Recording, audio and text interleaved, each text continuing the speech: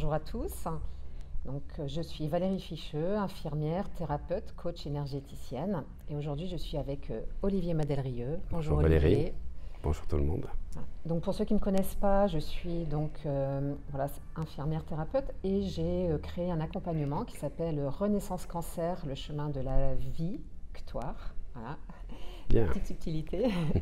Parce que dans mon parcours, je me suis aperçue qu'il y avait aussi d'énormes besoins dans les accompagnements, que la médecine traditionnelle prend en charge le corps. J'ai découvert ce qu'on appelle la médecine intégrative, qui prend en charge le corps et l'esprit. Et, voilà, et c'est vraiment la conjonction en fait, de la force des deux qui peut vraiment aider à avancer sur son chemin vers la victoire, vers sa maladie, parce qu'on sait tous que c'est une pathologie qui est complexe. Et donc, on va faire en sorte de donner tous les moyens. Et voilà, moi, tout ce que j'ai appris, tout ce que j'ai découvert sur tout mon parcours, aujourd'hui, je l'ai synthétisé sur un accompagnement de 3 mois, accompagné dans l'état d'esprit, accompagné en donnant toutes des clés, des outils énergétiques aussi, entre autres. Voilà, parce qu'on se retrouve souvent seul face à sa pathologie. C'est vraiment ce que j'ai remarqué. Les gens sont accompagnés à l'hôpital et quand ils rentrent chez eux, ils sont démunis, la famille ne sait pas non plus forcément gérer cette maladie.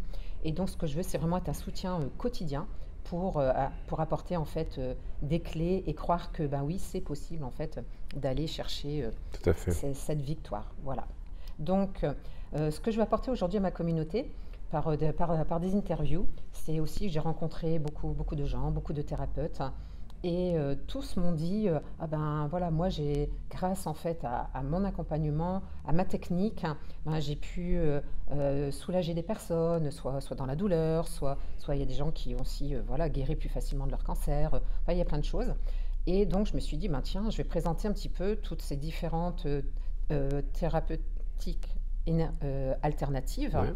Et donc, voilà. Et aujourd'hui, je suis avec Olivier et je voulais justement parler de l'hypnose. Donc, si je dis qui est Olivier, c'est un vaste sujet. Donc, Olivier, pour ceux qui ne connaissent pas, c'est pharmacien à la base, la formation de base. Tu es aussi hypnothérapeute, préparateur mental, entrepreneur, coach. Il peut le faire. Les conférenciers, les formateurs, formateur en hypnose notamment. Tu es spécialiste en neurochimie. Moi, quand je t'entends parler de la neurochimie, ça m'épate comme tu sors tout ça d'une fluidité extraordinaire alors que c'est tout des choses pas possibles, tout ce qui est hormones, enfin bref. Tu accompagnes donc des sportifs de haut niveau. Depuis 9 ans, oui. Voilà, donc avec des beaux résultats, pour en parler. Tu accompagnes des cadres dirigeants et aussi toute personne qui a vraiment envie de changer sa vie. Tout à fait. De changer de la réalité. Tu es fondateur de l'Académie de la réussite. Donc voilà, tous des beaux projets. Enfin, tu as mis plein de choses en place, fait plein de formations. Performance et réussite. Parce que pour moi, il faut réussir en performant. Parce qu'atteindre un objectif, ce n'est pas la même chose que dépasser un objectif. Voilà. Toute la subtilité de la langue française. Voilà. Et ça peut très bien s'appliquer justement en cancérologie. Tu as écrit aussi un livre qui s'appelle « Exploser vos résultats grâce à l'hypnose ». Tout à fait. Et un autre qui est « Booster vos défenses immunitaires selon votre groupe sanguin ». Voilà. Celui-là, quand j'ai vu, j'ai dit « waouh », c'est aussi… En fait, c'est vraiment, je pense, ta particularité de maîtriser plein de choses dans le corps humain, dans l'organisme, voilà, et aussi ta dimension d'énergéticien, parce que tu es aussi énergéticien. Donc, tout à fait. Voilà, donc tu es un être unique. Nous sommes tous des êtres uniques. Voilà. Mais quand même, voilà, tu as un énorme potentiel. Donc, moi, je t'ai connu grâce à des formations. J'ai fait un stage aussi avec toi. Et, voilà. Et donc, je me suis dit, tiens, qui pourrait parler d'hypnose à ma communauté? Et je me suis dit, si Olivier pouvait accepter, ce serait vraiment super. Parce que c'est un sujet que tu connais bien, vu que tu es formateur aussi dedans. Et donc, j'aurais voulu justement qu'on parle un petit peu, tu as le droit d'expliquer encore un petit peu si tu as des choses à ajouter sur ton parcours. Et voilà, on va parler de l'hypnose, tu vois, comment ça marche, qu'est-ce que ça peut apporter justement dans le cadre de cette maladie. Tout à fait. Voilà, est-ce qu'il y a des dangers, comment ça se passe, quels sont les bénéfices, en combien de temps. Enfin, je pense qu'il y a plein de choses à raconter autour de l'hypnose. Alors, voilà. Parfait, super. Alors, je vais parler de 2 médecins qui ont marqué, on va dire, le cas de l'hypnose thérapeutique, si on peut dire. Le premier, c'est Carl Simonton. donc 1930, qui apprend la visualisation créatrice. Et il apprend à ses patients qui ont le cancer à visualiser les lymphocytes, tu sais, les lymphocytes B ou les lymphocytes T, comme des requins qui vont manger les vilaines bactéries noires. Donc il va demander à ses patients de s'endormir le soir en visualisant ces cellules protectrices, ces cellules donc immunitaires, comme des requins qui sont là pour manger, tu vois, les envahisseurs. Et il va leur demander le soir de se visualiser en train d'haranguer les petits requins. Et après, il demande à certains de visualiser même comme des chevaliers blancs qui se battent contre des chevaliers noirs, de faire toute une imagerie donc, de visualisation. Et ça, c'est 1930. Et il travaille sur le cancer. Ensuite, tu as un deuxième qui arrive dans les années 1950, c'est Grumberg, qui va créer le focusing, où il va apprendre à ses patients des techniques de visualisation pour focuser. Donc, vous pouvez regarder Focusing de non, c'est pas Carl, c'est Grumberg, G-R-U-M-B-E-R-G. Et ce sont deux premiers, si tu veux, pionniers qui utilisent la puissance du cerveau, la puissance du subconscient et surtout la visualisation créatrice. Comme quoi, on peut stimuler son système immunitaire et surtout le soir en se couchant, puisque tu sais que comme on passe un tiers de notre vie à dormir, eh bien, durant la nuit, on passe dans les stades, on en a parlé, 1, 2, 3, 4 du sommeil. Et tu vas pouvoir mettre des choses dans ton cerveau qui vont être enregistrées. La meilleure chose pour faire de l'auto-hypnose, c'est de visualiser les résultats que tu souhaites en t'endormant avec l'intention, l'émotion et les sensations. Là, ce que Olivier vient de vous dire, c'est vraiment une pépite qui résume, je vois moi sur mon parcours d'apprentissage, c'est le concentré d'un outil qui est vraiment puissant. Tout à fait. Pour avancer. J'en ai reparlé dans une autre vidéo, mais là, voilà, tu es en train de nous dire, de confirmer que cette technique, elle marche. Tout à fait. Et que quand ça vient de 1930, voilà, c'est pas nous qui avons inventé, voilà, avec... Carl Simonton, Grumberg. Et ce que je faisais pour des personnes qui avaient des maladies chroniques et des cancers, je leur disais de lire, si tu veux, Lettre à mes cellules de Guy Corneau, le soir en se couchant. De pouvoir le lire le soir en se couchant, tu peux même le lire le matin en te réveillant, et en faisant Lettre à mes cellules où tu leur parles, tu peux effectivement les encourager, un peu comme faisait Carl Simonton. C'est ça. Et tu vas avoir des cas d'amélioration. Alors attention, je dis jamais que l'hypnose est magique et que tu vas guérir, attention. Mais tu vas améliorer. Oui. Tu vas améliorer les symptômes, tu vas améliorer la douleur ou résorber les douleurs, tous les effets secondaires, mais je ne dis jamais que la personne va guérir. Je ne garantis pas les résultats. Par contre, je parle de l'amélioration confortable de sa vie. Moi c'est pareil, hein, avec voilà, Renaissance Cancer, c'est pour ça que je dis, on remet les gens sur le chemin de la vie.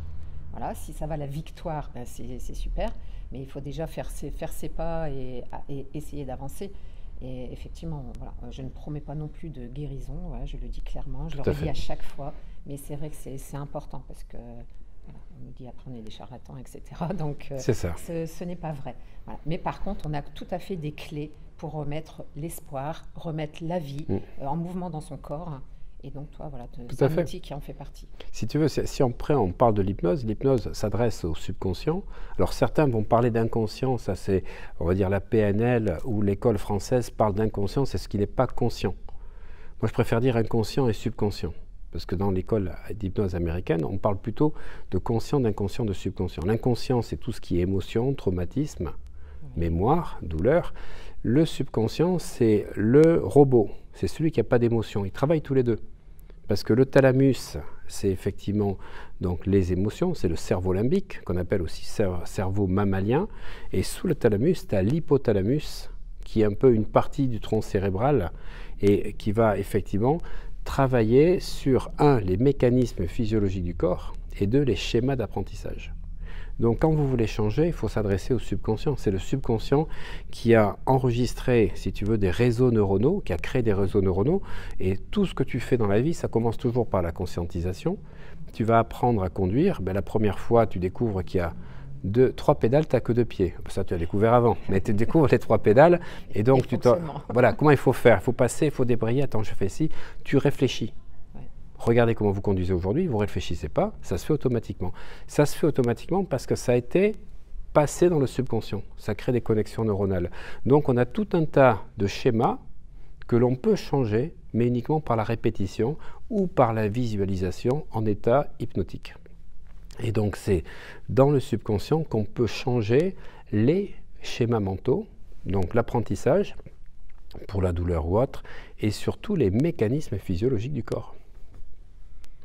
En fait, l'hypnose, c'est aller se mettre dans l'état pour atteindre le subconscient. Pour atteindre le subconscient, parce qu'aujourd'hui, on le sait, les neurosciences le montrent, que 5 à 10% de notre fonctionnement est conscient, 90 à 95% est inconscient. Et on fait souvent, on voit une représentation en PNL où on voit l'iceberg. Il y a ce que tu vois, et puis tu as tout le reste. Mais de tout le reste, tu n'y accèdes pas par ta volonté. Tu y accèdes par le subconscient.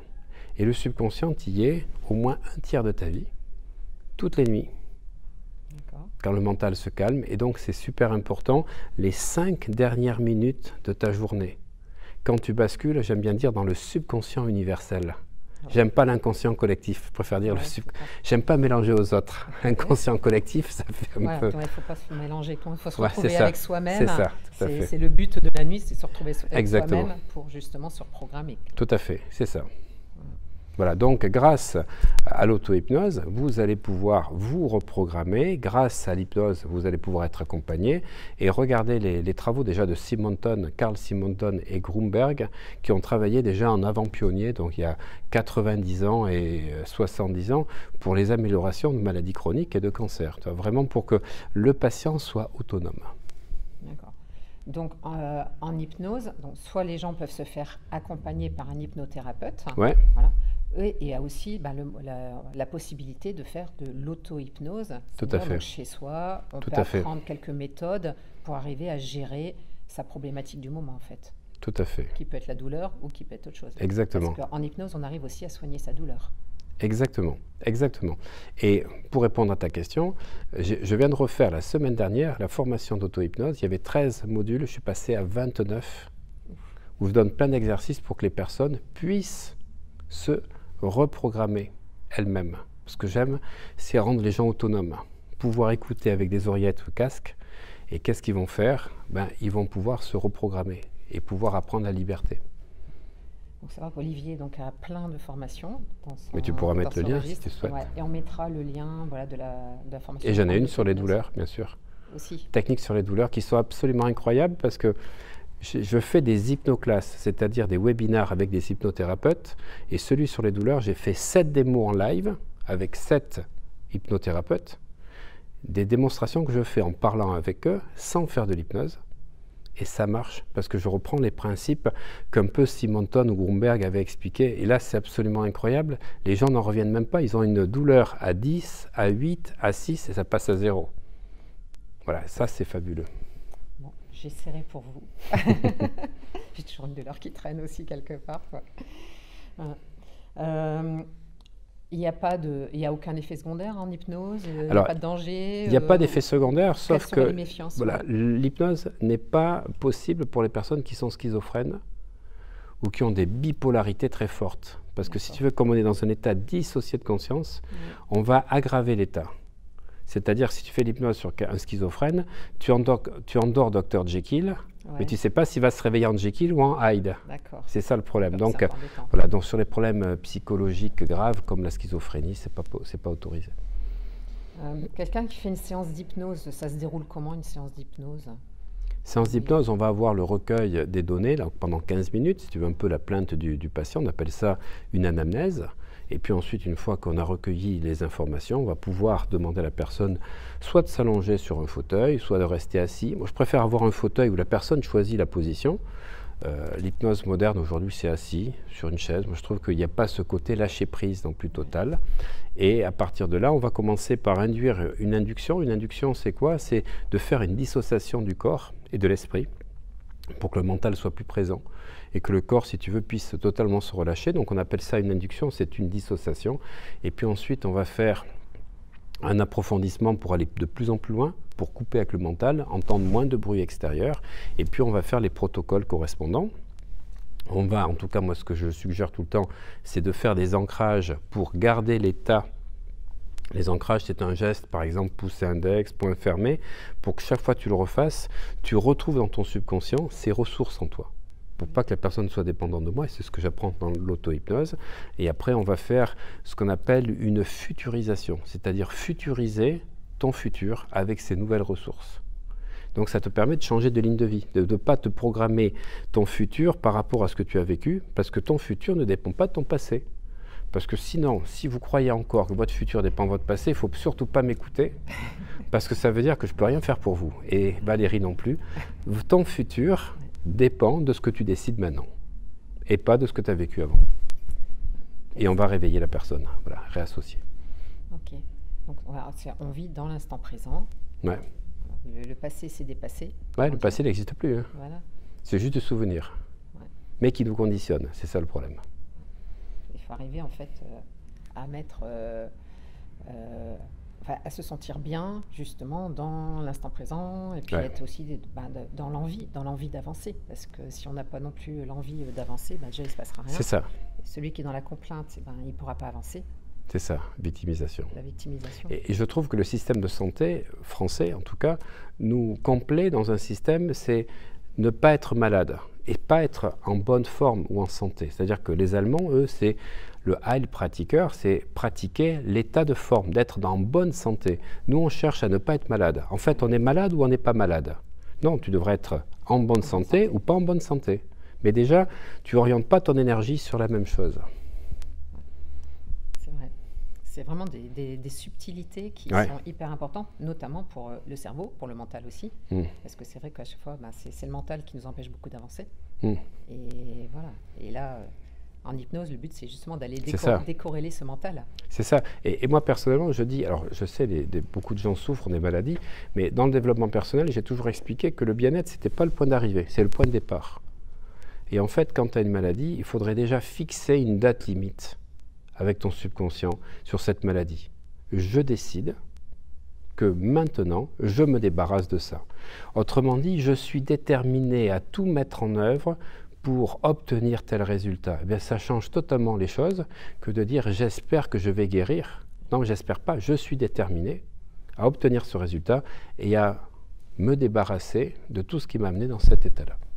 Rien que de se répéter ça tous les jours, ça va te changer totalement ta dynamique.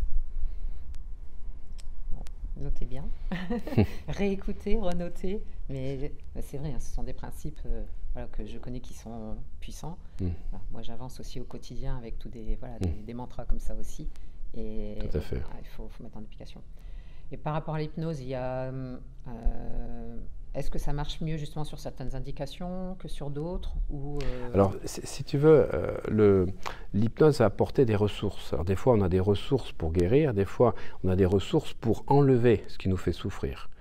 Après, c'est une histoire, si tu veux, toujours de croyance, parce que tu as des gens qui peuvent aller à fond en disant « c'est génial, je vais guérir », d'autres qui disent « oui, j'espère que je vais guérir ». Donc, si tu veux, on ne peut jamais dire le nombre de séances qu'il faut. Moi, je dis toujours, il faut un certain nombre. D'accord. Oui, mais combien? Je dis entre 0 et 5. Non, mais dites-moi combien. Chaque fois que vous en ferez une, il vous en faudra une de moins. Je ne vais jamais dire de séance parce que sinon je conditionne l'esprit mental. Et la personne, quand elle va arriver au nombre de séances que j'avais annoncé, elle va dire « ah mais ça ne marche pas ». Parce qu'elle s'est conditionnée. Alors donc je préfère dire il faut un certain nombre. Ok. Mais donc, quand tu as dit de 0 à, j'attendais justement de voir le deuxième chiffre, c'est-à-dire dire 10, 15 séances. Non, en fait, voilà, ça résout plutôt rapidement. Oui, et je vais te dire que par contre, il y a quelque chose qui est absolument fabuleux au niveau des résultats, c'est les maladies de Crohn. La maladie de Crohn qui est horrible. Entre 5 et 10 séances, tu résous le problème. Au bout de 5 séances, tu as fait baisser les marqueurs. 10 séances, le problème est réglé. Parce qu'on va agir sur les émotions, la régulation des émotions. La maladie de Crohn, moi j'ai des médecins qui m'envoyaient directement et qui disaient « appelez Madel Rieu parce qu'il va vous régler votre problème ». Et je disais entre 5 et 10 séances. 5 pour vraiment réduire les marqueurs et 10, là c'est un petit peu plus long, mais parce que c'est quand même une colite recto-hémorragique et c'est... c'est des pathologies quand même aussi. Assez lourdes, tout à fait. C'est lourd, que les gens traînent pendant des années. Des années, tout à fait. Et donc, de t'entendre dire qu'on peut arriver à régler ça avec l'hypnose, on va se dire, mais comment ça se fait qu'on ne le sait pas? Comment ça se fait que mon médecin ne me l'a pas dit? On n'a pas parlé. Et c'est là qu'après, on va dire, bah oui, mais vos trucs, c'est un peu, vous vendez du rêve, mais non, en fait, c'est vraiment là, ça marche. Et Tout à fait.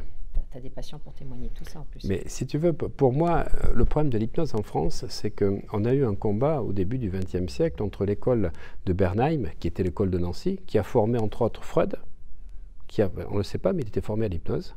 Il a arrêté parce qu'il ne voulait pas modifier les rêves, puisqu'il voulait faire l'étude des rêves. Donc il voyait qu'on pouvait remodifier les rêves, et qui a formé surtout Émile Coué. Émile Coué, qui est pharmacien à Troyes, qui a inventé l'autosuggestion, et le troisième français le plus connu aux États-Unis. Et Émile Coué est un hypnothérapeute, pharmacien comme moi, hypnothérapeute comme moi. Alors j'adore Émile Coué, j'en parle dans tous mes séminaires. Je sais que Et il avait compris quelque chose d'essentiel, parce qu'il disait, si je donne des médicaments à tel type de malade, on leur apporte les compléments qui leur manquent. Donc ils devraient guérir. Pourquoi il y en a qui guérissent et d'autres pas? Ouais. Et en fait, comme il avait travaillé, donc l'hypnose qui était en vogue, c'était dans les années 1918 à 1920. Il écrit son livre sur les 6 lois de la suggestion en 1922. Et donc tu imagines, c'était il y a 99 ans. Et il découvre qu'en fait, tu as des gens qui guérissent et d'autres pas. Ils ont les mêmes pathologies. Simplement, ce qu'il va faire prendre, c'est de dire, quand vous prenez vos médicaments, vous répétez 42 fois, tous les jours, sur tous les plans, je vais de mieux en mieux. 42 fois. Pourquoi 42 fois? Ce n'est pas un chiffre ésotérique, c'est tout simplement que si tu répètes 42 fois, tu restes concentré avec ton mental. Pour compter, alors ça fait 2, ça fait 3, donc du coup, tu ne penses pas à autre chose. Pour annuler l'effet placebo. Et il va faire répéter ça, donc matin, midi et soir. Et il s'aperçoit que le groupe qu'il a choisi, qui ne répète pas ça, guérit pas forcément. Celui qui dit ça, il guérit très vite. Et il essaye avec des placebos et en faisant faire cette formule. Ça marche pareil que le deuxième groupe. Et il dit, et si je demandais aux gens de répéter cette formule sans prendre de médicaments? Eh bien, ça marche. Donc c'est là qu'il a vraiment inventé la notion que le mental va conditionner le résultat. Et ça, c'est absolument incroyable. Et après, les effets placebo ont confirmé que ce que tu crois, bah, tu vas le créer. Donc ça, c'est vraiment un pharmacien qui a créé ça. D'accord. Et bon, ça me fait penser, quand j'étais infirmière, c'est vrai que je travaillais en orthopédie, les gens avaient des douleurs, et puis on donnait du Doliprane, et puis bah, des fois, voilà, ça ne suffisait pas. Et puis arrive un moment, quand les gens réclamaient trop, ben oui, c'est vrai, à l'hôpital, on a des petits comprimés blancs, il n'y a rien dedans, et voilà, c'est des comprimés placebo. Et je le donnais en fait aux patients, et les patients disaient effectivement que ça allait mieux. Ouais. Voilà, s'ils savaient que c'était un placebo, voilà, donc oui, c'était pas bien, parce qu'en tant qu'infirmière, voilà, on n'est pas dire, mais c'est pour montrer effectivement que de la puissance de ça. Et du coup, c'est vraiment la puissance de la pensée. La puissance de la pensée. Et ça date d'il y a 99 ans. Et donc, si tu veux, cette école de Nancy, qui était donc, c'est Bernheim qui formait l'école de Nancy, disait que l'hypnose était un état physiologique, spontané, naturel, qui arrive plusieurs fois par jour. Tu sais, tu es au feu rouge, tout d'un coup, on te klaxonne, tu te dis, mais qu'est-ce qui arrive? En fait, le feu est passé ouvert, tu ne l'as pas vu. Tu as eu une perte de conscience. Mais tu as changé des niveaux de conscience. Comme des fois, moi, ça m'arrive, je marche dans la rue, et puis tout d'un coup, j'ai dit, mais qu'est-ce que je fais là? Où est ma voiture? Oui. Ou des fois, comment on est rentré chez nous en voiture, on se souvient plus d'avoir conduit. C'est ça. Mais ce sont des états modifiés de conscience qui arrivent toutes les 1h30. Puis ça s'appelle le cycle ultradien. Toutes les 1h30, ton cerveau fait une pause d'un quart d'heure pour faire le tri de tout ce qu'il a enregistré. Et donc, tu rentres en état alpha pour compresser, si tu veux, les choses importantes, et on va évacuer tout. Et pendant ce temps-là, tu n'es plus dans la conscience bêta, la conscience ordinaire. Donc ça veut dire que toutes les 1h30, nous vivons ça. Et c'est pour ça que je vous donne vraiment un conseil très important, c'est qu'il faut arrêter, lorsque vous faites des pauses dans le travail, à aller sur l'ordinateur, regarder votre smartphone, consulter les notifications. Il faudrait vraiment faire une pause de 10-15 minutes, parce que sinon vous allez connaître le burn-out, si vous n'êtes pas capable de laisser le cerveau se réorganiser. Et donc ça, c'était l'école de Bernheim qui disait que c'était naturel et spontané. Et tu avais l'école donc de la Pitié-Salpêtrière qui était dirigée par Charcot, qui est un neurobiologiste. Et Charcot, si tu veux, est quelqu'un qui considère que l'hypnose était réservée. L'hypnose est réservée aux personnes qui ont des problèmes psychologiques, donc aux hystériques, aux maladies psychiatriques. Donc on avait d'un côté Bernheim qui disait que c'était pour tout le monde et que c'était naturel, et tu avais Charcot qui disait que c'était médical et réservé qu'aux gens qui avaient des pathologies. Et donc, du coup, il y a eu ce côté un peu sulfureux de l'hypnose qui n'a pas permis, si tu veux, de se divulguer au plus grand nombre parce que tu avais la pitié salpêtrière contre Nancy. Ce qui est dommage, ce qui est dommage parce que en même temps, quand tu me dis tout ça, donc ça date d'il y a presque un siècle. C'est ça. Et c'est quelque chose qu'on aurait pu rentrer dans notre quotidien, un outil qu'on aurait pu rentrer dans notre quotidien Exactement. depuis plus de 100 ans. C'est ça. Et ça aurait pu transformer déjà la vie des gens depuis plus de 100 ans. C'est ça. Et on en est là, tu vois, je suis en train de te demander c'est quoi l'hypnose exactement, parce que même moi, j'en entends parler, et en fait, je sais même pas exactement, tu vois, ce que c'est que l'hypnose. Bon, je sais dans sa globalité, mais voilà comment ça marche. Je m'en sers pas au quotidien. Ouais. Alors qu'on devrait tous s'en servir. On devrait tous s'en servir et si tu veux, la sophrologie a été faite par Caicedo qui est un médecin espagnol qui s'est servi de l'hypnose mais pour faire quelque chose d'un peu plus médicalisé mais qui va un peu moins en profondeur. Le but étant de séparer le corps et de l'esprit, donc de faire en sorte que le mental va voyager dans un voyage imaginaire pendant que, si tu veux, le subconscient va enregistrer toutes tes suggestions. En fait, c'est comme si le mental était celui qui t'empêche d'utiliser tes ressources. Et donc, on fait en sorte de dissocier. Une dissociation, c'est tu es allongé, tu portes ton attention sur la respiration. Je te fais un exercice très simple que tout le monde peut faire en même temps que moi. Prenez une grande inspiration. Soufflez lentement.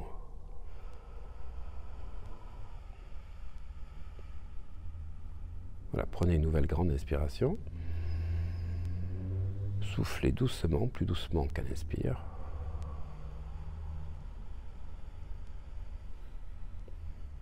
Voilà, une nouvelle grande inspiration. Soufflez tout doucement. Parfait, super. Et là, est-ce que vous avez eu une pensée? Aucune pensée, mais j'en suis sûr. Pourquoi?